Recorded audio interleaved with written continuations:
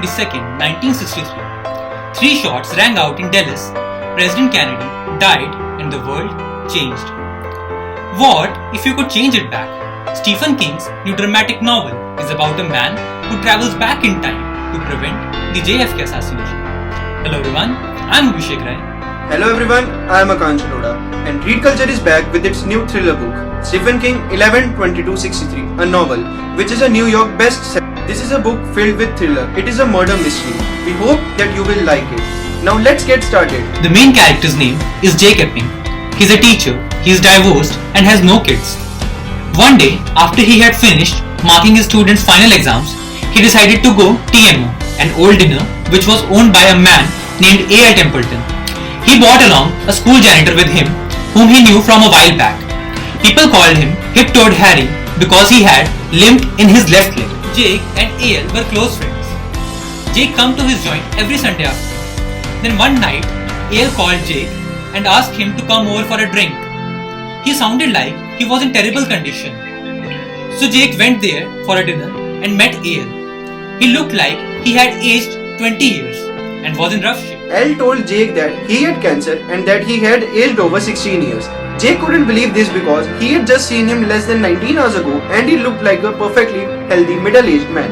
But Al explained it all shortly after he made some coffee for both of them. Al explained that he had gone in time for 19 years. Jake was surprised and thought that he was joking. Al had gone back in time and had contracted cancer. He led Jake to the small pantry in the back of the store and opened it. He said that there was sort of portal that led him back to the date of 1958, where the city he was in now was just a small town. Jake started to worrying about Al. Al also told him about the money, the way the people dressed, and also about the yellow card man. The yellow card man, Al said, was the first person you see when you climb out of the train shed. He told Jake what to say to the man in order to not to blow his cover, because he knew that Jake wasn't supposed to be there. Then Al told him to take a step ahead as he was climbing a dark staircase, and Jake did as he said, and Al prompted him to go down, and Jake did.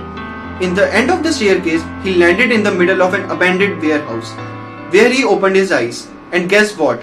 He was shocked, as he was in 1950. Jake was scared at first when he came through the portal. He stepped out of the warehouse and into the world of 1958.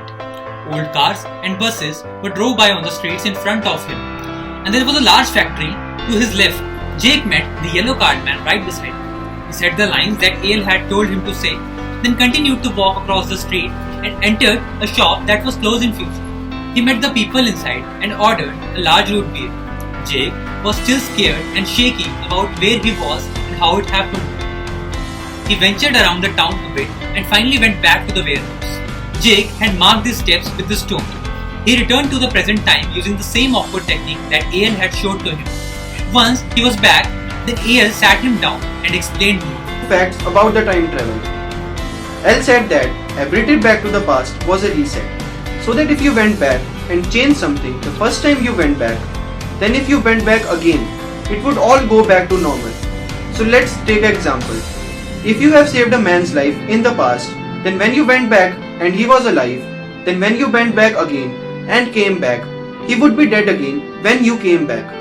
This is completely a mind puzzle, which is very hard to explain to you right now. So now, let's get back to the story. Al also explained that no matter how much time you spend in the past, it will not affect your time in the present. As you spend time in the past, it will only take 2 minutes in the future. So that's how Al got aged, and he explained more about the whole time travel thing and told Jake a story about a girl in a forest that had been paralyzed by hunter's ruse bullet, and how Al stopped it from happening. But then, he also said that it was never happened because that was Al's last trip into the past, and when Jake had went back earlier, he had reset everything Al had worked for. He also said that no matter how many times you go back, everything is the same when you go back to the past. Everyone says that the same thing as before. Al was getting tired, and so he said they would continue tomorrow, and he would tell, "We hope that you are liking our book. It is a very thrill book with a lot of mystery in it. We will come back with new parts of it very soon. Till then, stay connected with us. Stay home, stay safe. Read with us, grow with us."